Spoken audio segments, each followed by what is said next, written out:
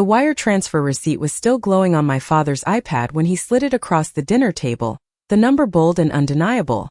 $48,000 for Daniel's first semester. And then he looked up at me, barely a pause, and said, "Emily, you don't need college, just find a husband." My name is Emily Carter. I'm 18 years old. And 2 weeks ago, my parents decided exactly what my future was worth. They paid for him. They dismissed me. They reduced my entire life to one sentence. What they didn't realize was that moment didn't break me. It rewrote everything. But before I explain how, you need to understand what that dinner actually looked like, because it wasn't just a conversation, it was a performance. There were 8 of us at the table. My aunt pouring wine into crystal glasses, my uncle talking about Daniel's bright future. My mom smiling like everything was perfectly normal. And Daniel? He didn't even look surprised. He just nodded like of course the money was his. Like of course I wasn't even in the equation. The acceptance letters had arrived that same afternoon. 2 envelopes. Same kitchen counter. Same moment. Daniel got into Northridge Business School, private, expensive, the kind of place where connections matter more than grades. I got into Westfield State, solid, affordable, the kind of place you go when you earn it yourself. I remember holding my letter, my hands shaking just a little, waiting for something, anything from them. A question. A smile. Recognition. Instead, my dad cleared his throat and said, "We need to talk about investment. Not support. Not future. Investment. Like we were stocks. Like we had different projected returns." He turned to Daniel first. "We'll cover everything. Tuition, housing, expenses. Focus on building your network." Then he turned to me. And that's when he said it. "You're smart, Emily. But let's be realistic. You don't need all that. Just find a good husband. You'll be fine." My mom didn't argue. She didn't even look at me. She just adjusted her napkin and said softly, "It's not personal, sweetheart. It's just what makes sense." What makes sense? I nodded. I even forced a small smile like I understood. Like I agreed. Because that's what I'd always done in this family. Made things easy for them. Made myself smaller so they didn't have to explain why I mattered less. But inside something shifted.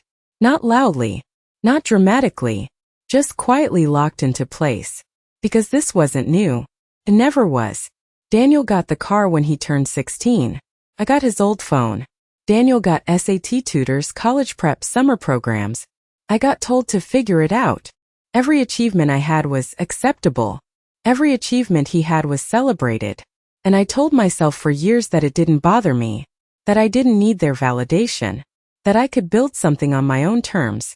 But sitting there, watching $48,000 slide across the table like it was nothing, while my entire future got reduced to marriage, I realized something I hadn't let myself admit before.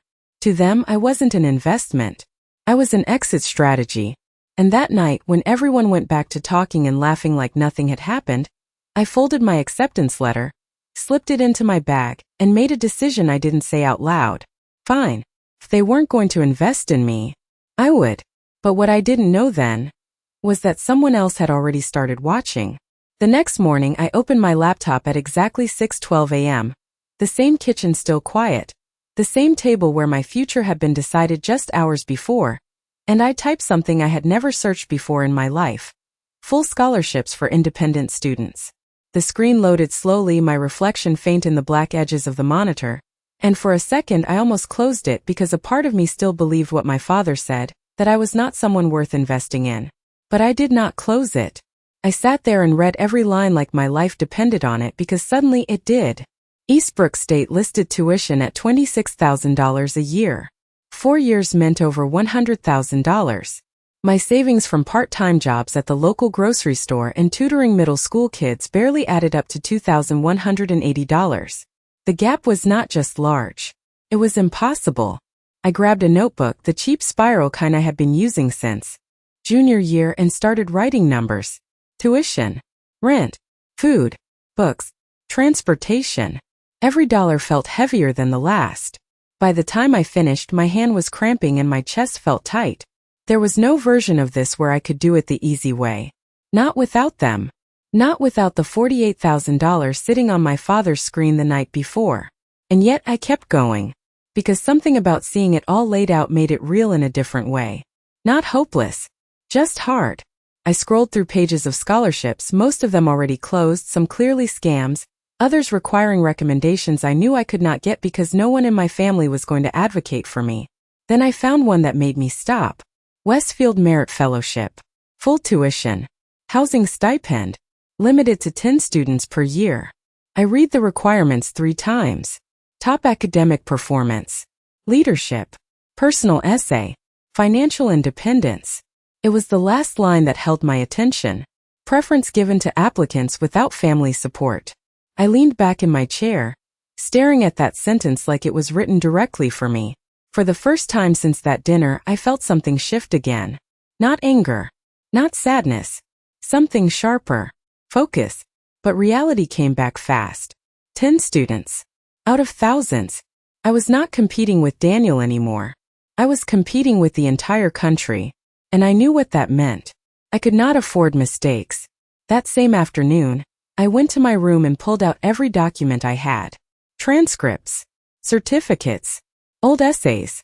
I spread them across the floor like pieces of a puzzle I did not know how to solve yet. Down the hall, I could hear my parents talking about Daniel's dorm options, about meal plans, about flights for orientation week. They were planning his future in real time. No one asked about mine. No one even mentioned it. I sat there for hours rewriting my resume, drafting my first essay, deleting it, starting again, because every word suddenly mattered more than anything I had ever written before. Around 8 that night, my mom knocked lightly on my door. She stepped in, arms crossed, her voice softer than usual. "You are not still thinking about all that college stuff, are you?" She asked like it was a phase I would grow out of. I hesitated, then said, "I am just looking at options." She smiled, but it did not reach her eyes. "Emily, be practical. You do not want to struggle for years when you could have a stable life. There are other ways to be happy. Other ways." I nodded again like I always did. "I understand." She left satisfied, the conversation over for her. But for me it had just started. Because that was the moment I realized something even more important than the money. It was not that they could not help me. It was that they had already decided not to. Completely. And once you see that clearly, you stop waiting. That night I stayed up until 2:47 a.m., finishing my first scholarship application. My eyes burned, my head ached, and I had no idea if it would be enough. But as I hit submit, there was one thought I could not shake. If I was going to build this on my own, I had to do it in silence. Because what they did not know was that I had already stopped asking for permission. The first rejection email came exactly 9 days later at 3:18 p.m., and I remember the time because I had been refreshing my inbox every 10 minutes since lunch, pretending to study while my phone sat face up next to my notebook, waiting for something that could change everything. And when it finally appeared, the subject line was polite, almost kind, "Thank you for your application," but the message underneath was clear. I was not selected, and just like that, weeks of work disappeared into a single sentence. I stared at the screen longer than I should have, reading it again even though I already understood, because part of me thought maybe I had missed something, maybe there was a second paragraph, maybe there was a mistake, but there was nothing else, just a quiet no. And what made it worse was not the rejection itself, it was how familiar it felt, like hearing my father's voice all over again. Like being told one more time that I was not worth the investment. I closed my laptop slowly and sat there in silence, the house unusually loud in the background, my parents laughing downstairs about Daniel's upcoming orientation, my mom talking about what he should pack, my dad mentioning connections he wanted him to make. And for a moment, just a small moment, I let myself feel it, the frustration, the exhaustion, the weight of trying to build something with nothing, because no matter how hard I worked, I was still starting from behind. Still competing against people who had everything handed to them from the beginning, and I remember thinking maybe they were right, maybe this was unrealistic, maybe I should just let it go, find something easier, something safer, something that fit the version of me they had already decided on. But then I looked down at my notebook, at the pages filled with calculations, plans, deadlines, and I realized something I had not fully understood before. I had already come too far to go back. Quitting would not just prove them right, it would erase every hour I had spent trying to prove myself wrong. So instead of closing everything, I opened my laptop again, went back to the list, and submitted 3 more applications that same night, even though my hands felt heavier, even though my confidence was not what it was before, because this was not about feeling ready anymore, it was about refusing to stop. The next few weeks blurred together in a way that made time feel strange. Days were divided into shifts, mornings at school, afternoons tutoring, Evenings at the grocery store, nights spent writing essays until my eyes could not stay open. I stopped checking social media, stopped going out, stopped explaining myself to anyone because there was nothing to explain. I was building something no one else could see yet. And that was the hardest part, living inside a version of the future that did not exist for anyone else, especially in my own home. Daniel's college plans became the center of everything. Suitcases started appearing in the hallway. New clothes, new shoes, conversations about dorm life and campus tours filled every dinner. And I sat there quietly, eating, nodding when spoken to, invisible in the middle of it all, and no one questioned it. No one noticed that I was sleeping 4 hours a night, that I was working every spare minute, that I had applied to more than 15 scholarships without telling a single person, because they had already labeled me. And once people decide who you are, they stop looking for anything different. But what they did not see, what they did not even think to look for, was that every rejection was sharpening something in me, not weakening it. Every no forced me to be better, clearer, more precise, until my applications were no longer just answers to questions, they were arguments, proof that I belonged in rooms no one had invited me into yet. And then 3 weeks after that first rejection, when I had almost stopped expecting anything at all, I received an email that did not look like the others. It was shorter, more direct, and it did not start with a rejection. It started with a name, one I had never seen before, and a single line that made me sit up straight. Emily Carter, we would like to speak with you personally about your application. And in that moment everything slowed down again, because this was not a yes, not yet, but it was not a no either. And after weeks of silence, that difference meant everything. But what I did not realize then was exactly who had been reading my applications all along. The email arrived at 7:42 a.m. and I read it 3 times before I even breathed, because it did not look like the others. There was no automated greeting, no generic language, just a direct message signed by a real person. Emily Carter, this is Dr. Helen Brooks from Westfield Merit Fellowship. I reviewed your application personally and I would like to schedule a call with you this week.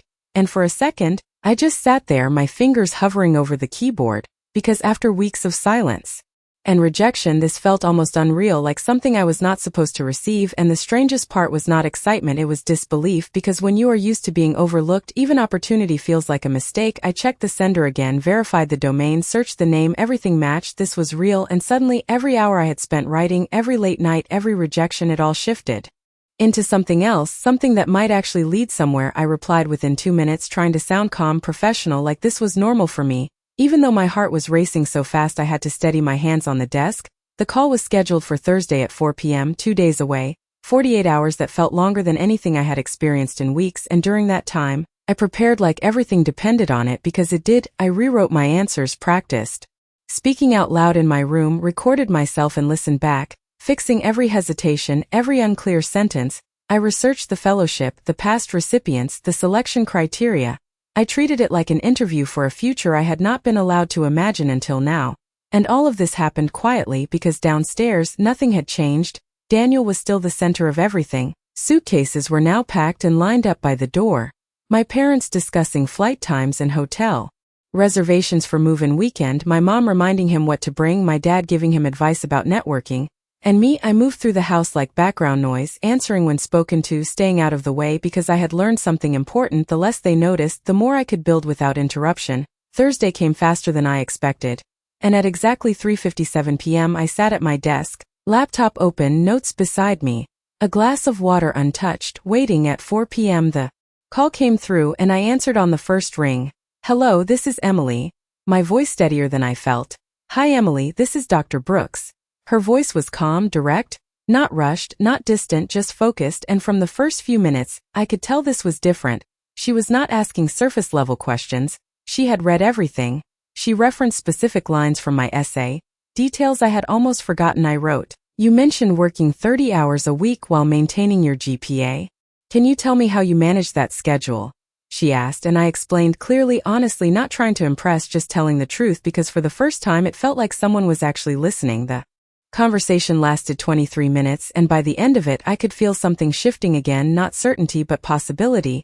And then she said something that caught me off guard completely. "Emily, I want to be transparent with you. We only select 10 students each year, and the competition is extremely strong, but your application stood out to me in a way that I do not see often." I did not speak. I just listened, because I did not trust myself to respond without revealing how much those words mattered. "I would like to move you to the final review stage," she continued. This means your file will be presented to the full committee next week.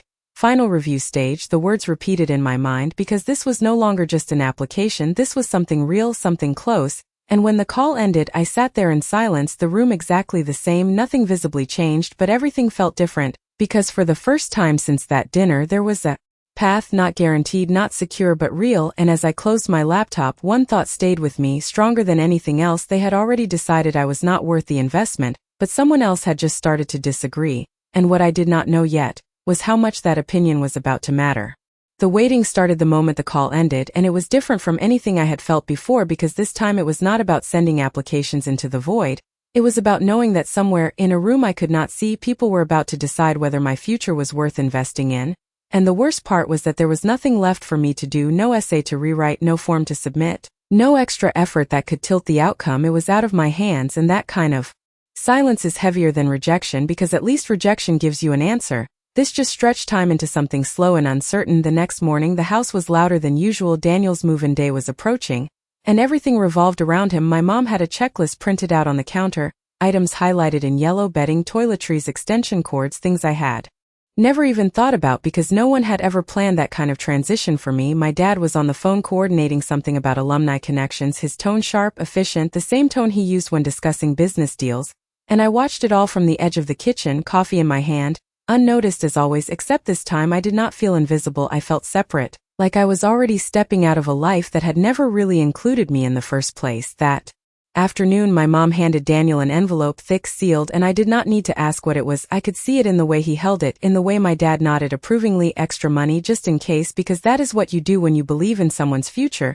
You make sure they never have to worry about the details. And for a brief second, something inside me tightened again, not jealousy, not exactly, but the sharp awareness of what I had never been given. And then just as quickly, it passed because I had already made my choice. I was not waiting for that kind of support anymore. I was building something else, something quieter, something they could not control. The days moved forward, each one marked by the same routine: school, work, late nights, and underneath it all, the constant awareness of that final review, the committee, the decision that could change everything. I checked my email less often now, not because I cared less, but because I understood that refreshing would not make the answer come faster, and in a strange way that made me calmer, more focused on what I could control. Until Sunday evening, when everything shifted again. I was sitting at my desk, finishing a tutoring schedule for the week, when my phone buzzed. A new email, the subject line simple, no extra words: Westfield Merit Fellowship decision.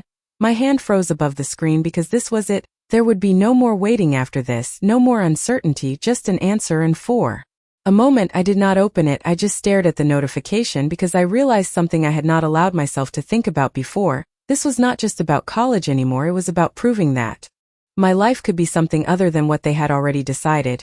And if this was a no, I would still keep going. I knew that now, but it would hurt more than the others because this one had felt different from the beginning. I took a breath, steady, controlled, and finally tapped the screen. The email opened slowly, line by line, and the first word I saw was not what I expected. It was not a rejection, not a polite thank you. It was a single word that made everything else disappear for a second: congratulations.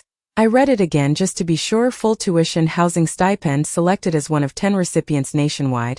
And I sat there completely still because after everything, after every doubt, every rejection, every night spent wondering if I was wasting my time, it had actually happened. Someone had chosen me, someone had decided I was worth the investment. And the strangest part was not the relief, it was the clarity that came with it, because in that moment I understood exactly what I had gained, and exactly what my parents had lost, but what I did not realize yet was how they were about to find out. For a few seconds after reading the word congratulations, I did not move, I did not smile, I did not even breathe properly, because it felt like my mind needed time to catch up with something my life had never prepared me for: being chosen, not tolerated, not overlooked, not dismissed, but selected. And when it finally settled in, the first thing I did was not run downstairs, not call anyone, not celebrate. I simply closed my laptop slowly and sat there in silence, because this moment, this one small word on a screen, belonged entirely to me. No one had helped me get here, no one had expected it, and for the first time in my life, I wanted to experience something without it being filtered through their reactions, through their approval or indifference. I let myself feel it fully: the relief, the quiet pride, the steady realization that everything I had done in silence had led to something real, something undeniable. And then I opened the email again, this time reading every detail carefully: orientation date, program structure, stipend breakdown. housing assignment, everything was laid out with a level of clarity I had never been given before. It was not just acceptance, it was a plan, a path, a future that had structure and support built into it.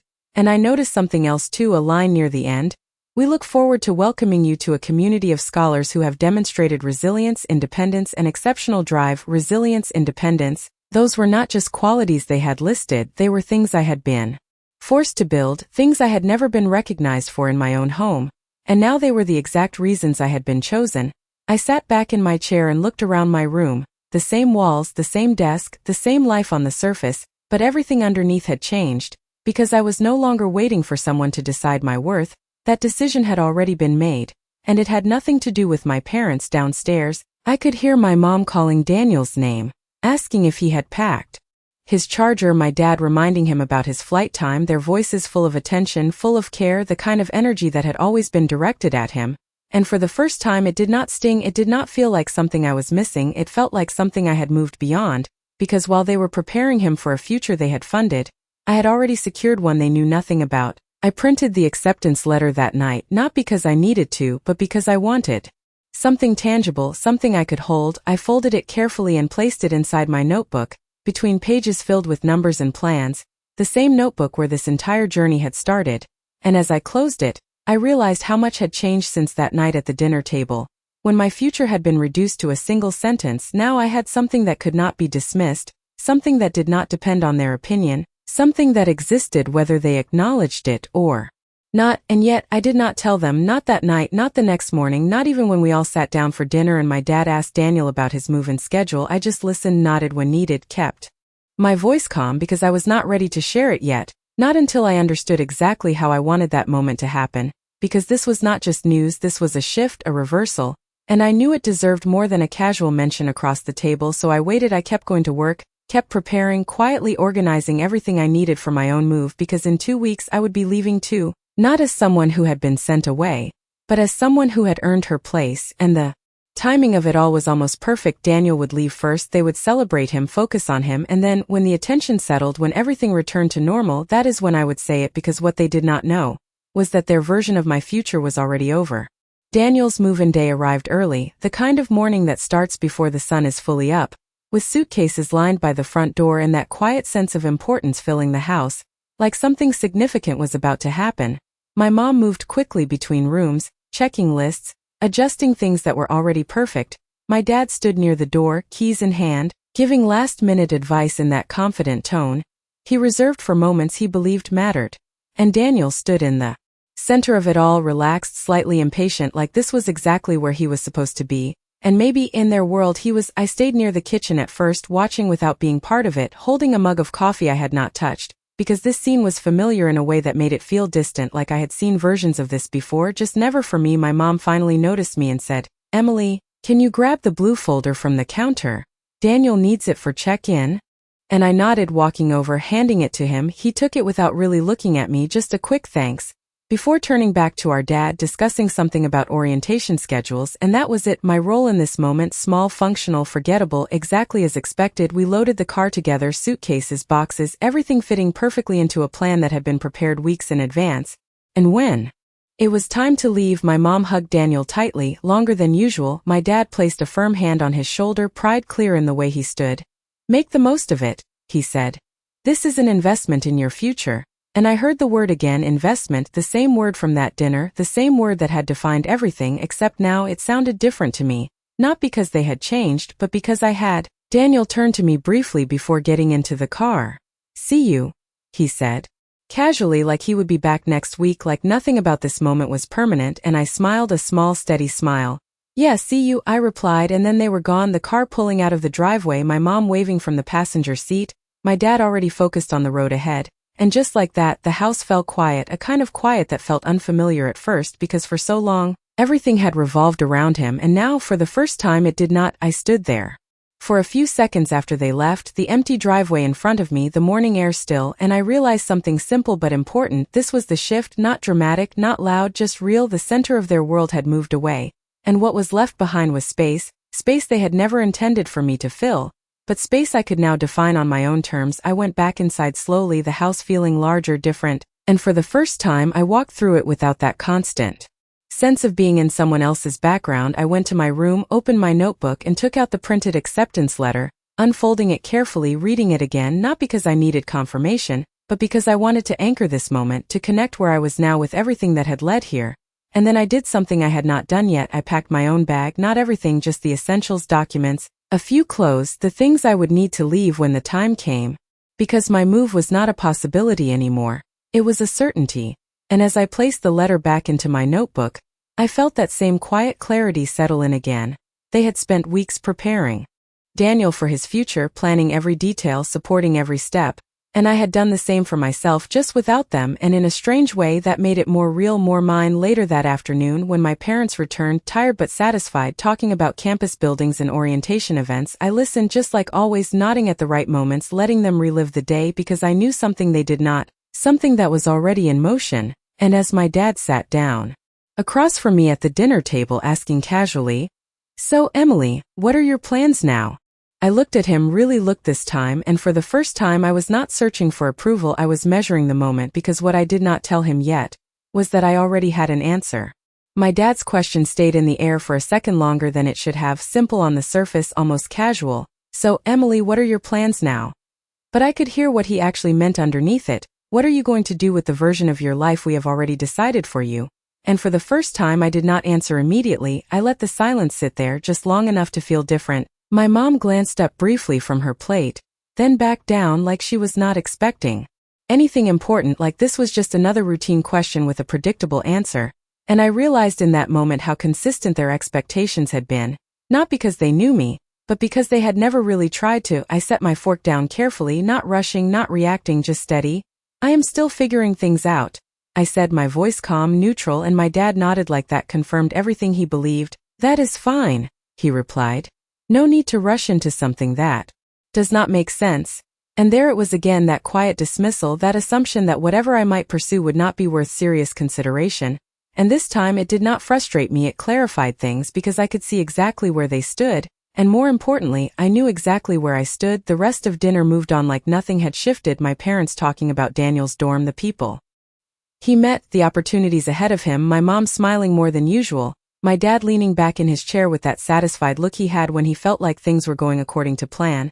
And I sat there listening, but not absorbing it the same way anymore, because for the first time their version of success did not define mine. Later that night, I went back to my room and closed the door, not dramatically, just quietly. Like everything else I had been doing, I took out my notebook again, the same one that had carried me from that first search to this point, and I opened it to a fresh page, writing out the next 2 weeks in detail: move-out date, orientation schedule, transportation, everything I would need to transition smoothly, because while they believed I was still undecided, I was actually finalizing my exit, and that difference mattered. Every step I wrote down made it more real, more structured, more independent from anything they expected. I checked my email again, rereading the fellowship details, confirming dates, double-checking everything, because I knew that when I left, I wanted there to be no uncertainty, no reliance on them, just a clear, complete plan that I had built on my own.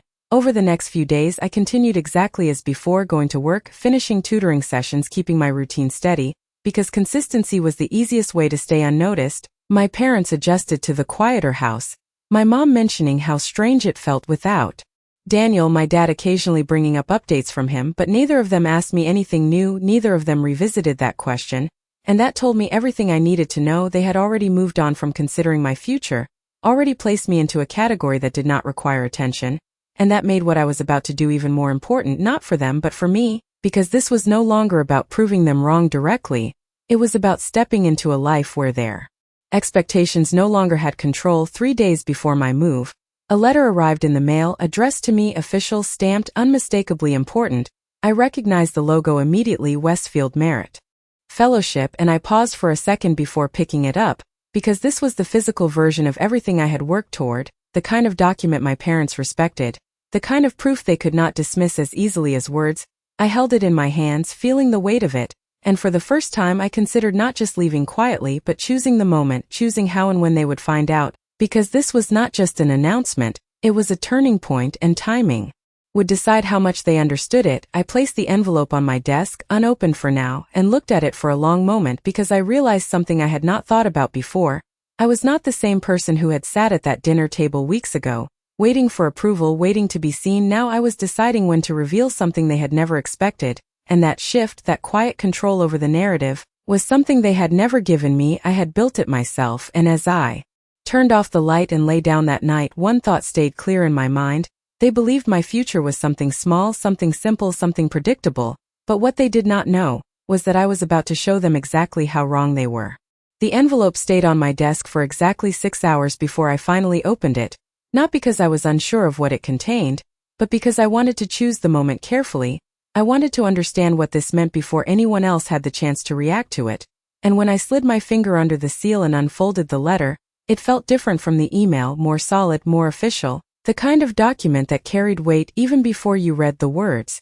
The Westfield letterhead at the top, my name printed clearly beneath it, and then the same confirmation, formal this time, precise, undeniable, full tuition covered, housing stipend detailed down to the dollar, orientation date listed, expectations outlined, everything structured in a way that left no room for interpretation. This was not an opportunity anymore, it was a commitment, and I read every line slowly, absorbing it not as a possibility but as reality. And when I reached the end, I noticed something I had not focused on before, a signature, Dr. Helen Brooks, handwritten, not digital, and beneath it a short note. We believe in what you have already proven.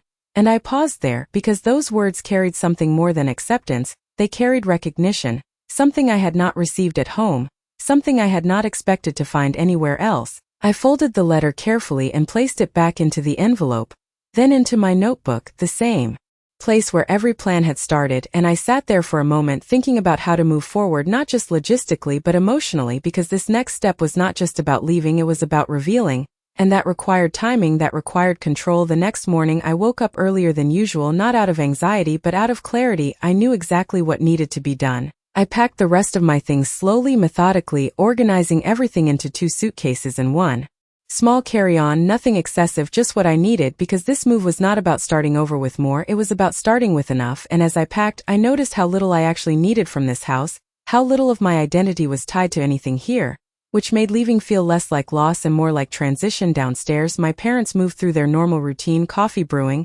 news playing quietly in the background, conversations about Daniel's first few days on campus, and I joined them like I always did, sitting at the table, listening, responding when necessary, because I had not chosen the moment yet. I was waiting for something specific, something that would make what I was about to say land clearly, not emotionally, but undeniably. Later that afternoon, my dad received a call from Daniel, and I could hear parts of the conversation from the hallway: excitement, approval, updates about classes and professors. And when he hung up, he turned to my mom with a satisfied smile. "He is already making connections," he said. That school was the right investment. And that word again, investment, but this time it did not carry the same weight. It felt incomplete, because I now understood something they did not. Investment is not just about where you put your money, it is about where you place your belief. And they had made their choice clearly, just as someone else had made a different one about me. And that contrast, that quiet difference, was about to become visible. That evening we sat down for dinner again, the same table, the same positions, the same routine, but this time, I brought the envelope with me, placing it beside my plate. Not opening it yet, just letting it sit there, present, noticeable, and for a few minutes nothing changed. Conversation moved as usual until my mom glanced at it briefly. "What is that?" she asked, casually, not expecting much, and I looked at the envelope, then back at them, both of them really looking this time, not as someone waiting to be understood, but as someone ready to be clear. "It is my college plan," I said, my voice steady, calm, controlled, and I reached for the envelope, sliding the letter out slowly, placing it on the table between us. And for the first time I did not explain, I did not soften it, I just let the document speak, because what they did not know was that this was the moment everything shifted. My dad was the first to reach for the letter, not out of curiosity, but out of instinct. Like anything placed in front of him at that table was something he had the authority to evaluate. He picked it up with one hand, his expression neutral at first, almost dismissive, as if he expected it to confirm exactly what he already believed, something small, something temporary, something that did not require serious attention. My mom leaned slightly forward, her eyes following the paper, but her posture relaxed, unconcerned, and I sat there without moving, my hands resting calmly in my lap, because I had already read every word. I did not need to fill the silence. I let it stretch, let the weight of the document settle in the space between us. And then I watched as his expression changed, not dramatically, not all at once, but in small, undeniable shifts. His eyes slowed as he moved down the page. His posture straightened slightly. His grip on the paper tightened just enough to be noticeable, and for the first time in a long time he was not speaking, he was processing, really processing. My mom glanced at him, then at the letter, and I could see the moment she realized this was not what she expected either. "What is this?" she asked, her voice quieter now, less certain, and my dad did not answer immediately. He kept reading, going back over certain lines, the details that mattered: full tuition, housing stipend, national selection, 10 recipients, the kind of information that translated into something he understood, something measurable, something real. And when he finally looked up at me, there was a pause, a brief moment where he seemed to be recalibrating, adjusting his understanding of something he thought he had already defined. "This is a full scholarship?" he asked, not because he did not understand, but because he needed confirmation. And I nodded once, steady, "Yes," I said, no extra explanation, no attempt to emphasize it, just the truth, and that was enough. My mom reached for the letter next, reading it more quickly, scanning, her eyes moving faster but stopping at the same points, the same details, and I could see the shift in her too, not as controlled, more visible, her expression tightening slightly, like she was trying to place this information into a version of reality that had never included it before.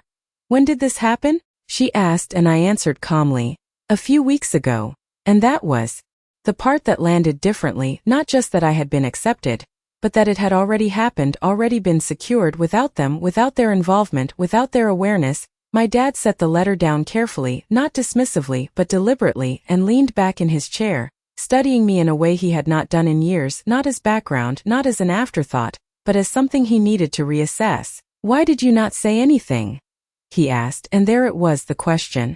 That revealed everything. Not how did you do it, not what does this mean for you, but why was I not informed, why was I not part of this? And I held his gaze for a moment before answering. "You already made your decision," I said, my voice even, not confrontational, just clear. "So I made mine." And the silence that followed was different from before. It was not dismissive, it was not routine, it was awareness, the kind that forces you to reconsider something you thought was settled. My mom looked between us, uncertain, like she was trying to find a way to soften the moment. "Emily, we did not mean," she started, but did not finish because there was nothing she could say that would change what had already been done, and I did not need her to finish it. I was not looking for an apology, I was not waiting for validation. I had already moved past that point. My dad glanced down at the letter again, then back at me, and I could see it clearly now, the shift in his perception, subtle but real, the moment he realized that the equation he had built, the one where I was not worth the investment, had been solved differently by someone else. And that difference mattered, not because it changed me, but because it changed how he had to see me. And as the room settled into that new understanding, I picked up my fork again, continuing dinner like nothing dramatic had happened, because for me the shift was not in this moment, it had already happened weeks ago, quietly, steadily, and what they were seeing now was just the result, but what they still did not understand was that this was only the beginning. The rest of dinner continued, but nothing about it felt the same. The rhythm was there, the clinking of silverware, the low hum of conversation, but underneath it, something had shifted permanently. My dad spoke less, his responses shorter, more measured, like he was still thinking through something he could not immediately categorize. My mom tried to fill the silence a few times, asking small questions, bringing up Daniel's classes again, but even that felt different now, like the center of the conversation had been quietly redirected, not toward me exactly, but toward something they had not anticipated, and I did not push it, I did not explain further, I simply let the moment exist as it was, because I had learned something important. You do not need to argue when the evidence is already on the table. After dinner, my dad remained at the table longer than usual, the letter still in front of him, and I watched as he picked it up again, reading it more slowly this time, not scanning, not verifying, but studying, like he was trying to understand how something like this could happen without his involvement, without his approval. And that was the part that mattered most, not the scholarship itself, but the fact that it existed outside of his control. My mom approached me in the kitchen a few minutes later, her voice softer, uncertain. "Emily, why did you not come to us about this?" she asked, and I could hear the confusion in her tone, not anger, not disappointment, just something unsettled, and I looked at her for a moment before answering, because this was the question they were really asking. "Why were we not part of this version of your life?" "Because I did not need to," I said simply. And that was not meant to hurt her. It was just the truth, and she nodded slowly, like she understood the words, even if she had not fully processed what they meant. Later that night, I returned to my room and closed the door, sitting on the edge of my bed, the house quieter now, but not in the same way as before. This silence had awareness in it, a kind of tension that had not been there until now. I opened my notebook again, flipping past the pages filled with plans and calculations, stopping at the acceptance letter, reading it one more time, not out of doubt, but out of grounding, reminding myself of what was real, what had been earned, because even now, even after showing them, a small part of me still expected something to shift back, something to invalidate it, but nothing did. The letter was still there, the decision still stood, and that stability mattered. The next morning, things were different in subtle ways. My dad asked me a question before leaving for work, not about chores, not about errands, but about my schedule. "When do you leave?" he asked, and I answered, "In 3 days." And he nodded, processing that, adjusting again. My mom asked if I needed anything for the move, the same question she had asked Daniel weeks earlier, and I noticed the difference immediately, not in the words but in the timing. This was not preparation, it was reaction, but I still appreciated it for what it was, even if it came late. "I have everything covered," I said, and that was true. I did not need to rely on them now. I had already built what I needed. The rest of the day moved forward with that same quiet adjustment, small changes in tone, in attention, in the way they looked at me, not dramatically, not completely transformed, but enough to be noticeable, enough to confirm that something had shifted in their understanding. And as I packed the last of my things that evening, closing my suitcase and setting it by the door, I felt something settle in fully, not just the success of being accepted, but the independence of how I had gotten there, because this was not just about leaving for college, it was about leaving behind a version of myself that had been defined by their expectations, and stepping into one that I had defined on my own.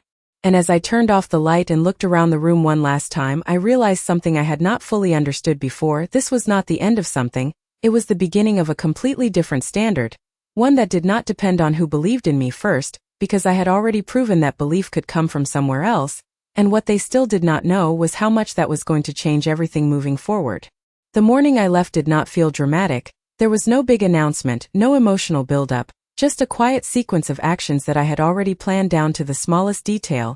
I woke up before my alarm, the sky still pale, the house still silent, and for a moment I just sat on the edge of my bed, taking in the stillness, because this was the last time I would wake up in this room as the version of myself they had always known. I stood up, got dressed, and moved through my routine.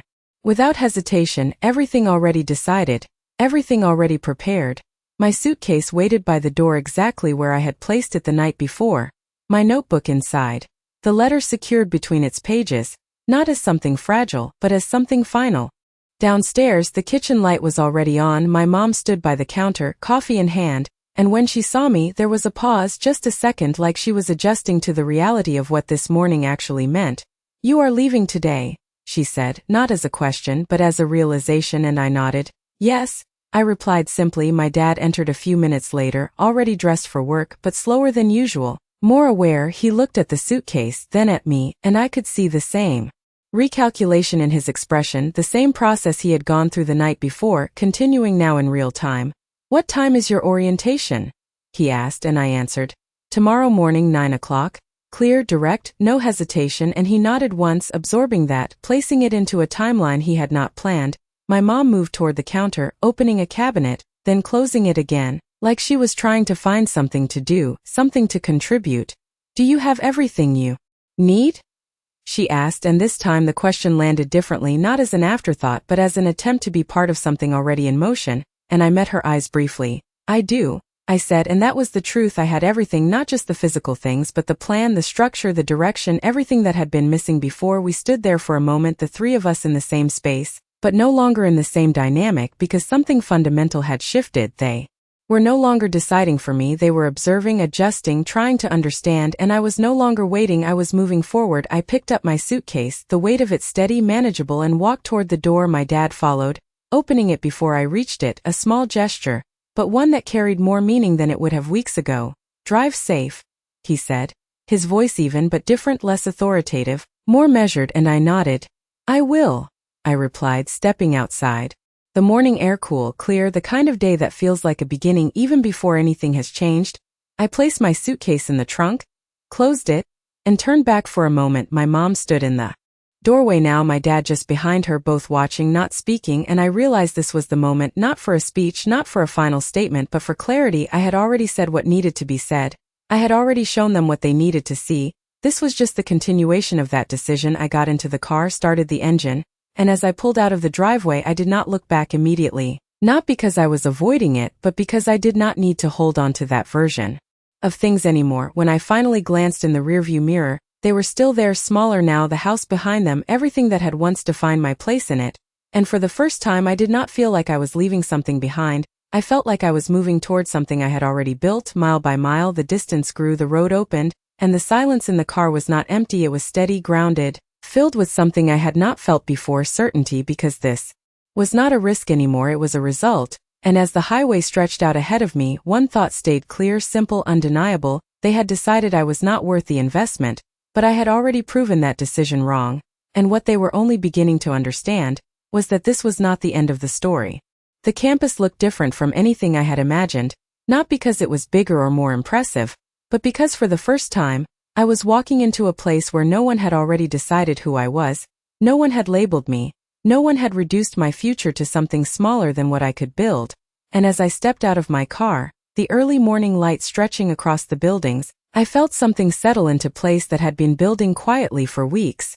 This was not just where I was going, this was where I belonged. Orientation started at 9 o'clock sharp, just like the letter said, a group of 10 of us seated around a long table, each person with their own story, their own path that had brought them here. And as introductions went around, I listened carefully, hearing pieces of resilience, independence, struggle, determination, different versions of the same quiet fight I had been living. And when it was my turn, I did not hesitate. "My name is Emily Carter," I said, my voice steady, "and I built my way here." Simple, direct, no explanation needed, because for the first time I did not feel the need to justify my presence. I was not catching up, I was not proving anything, I was simply continuing. The days that followed moved quickly, classes, meetings, assignments, everything structured, everything intentional, and with each step I felt the difference more clearly, not just in the environment but in myself. I was no longer reacting to what had been taken from me, I was building on what I had created. And that shift changed everything. A week later, I received a message from my mom, short, careful: "How is everything going?" And I stared at it for a moment before responding, because this was new, not the words themselves but the space they were coming from. I replied honestly, "It is good. I am exactly where I need to be." And for the first time, that statement did not feel like something I was trying to convince myself of, it was just true. My dad did not message right away, but a few days later I received a short email from him, no long explanation, no attempt to rewrite the past, just a single line: "I reviewed the program again. It is impressive." And I read that sentence twice, not because of what it said, but because of what it represented: acknowledgement, not complete, not perfect, but real. And I realized something important in that moment. This was not about them changing completely. It was about them adjusting to a reality they had not expected, a version of me they had not planned for, and that was enough, because I was no longer waiting for their approval to move forward. I was already there. Weeks turned into months, and with each passing day, the distance between who I had been in that house and who I was becoming here grew wider, not in a way that erased the past, but in a way that put it into perspective, because I understood now that their decision had never defined my limit, it had only revealed it to me. And as I sat in one of my classes, listening to a lecture that challenged everything I thought I knew, I felt that same clarity again, stronger this time, more permanent. I was not here because someone believed in me first, I was here because I had chosen not to stop, because I had built something in silence and followed it all the way through. And that made it different, that made it mine. And as I looked around the room at the people who had earned their place here in their own ways, I understood the full weight of what had happened. The investment that mattered was never the one they made, it was the one I made in myself, and that was the part they had never seen coming. But what they still did not fully realize was that this was only the beginning of what I was capable of becoming.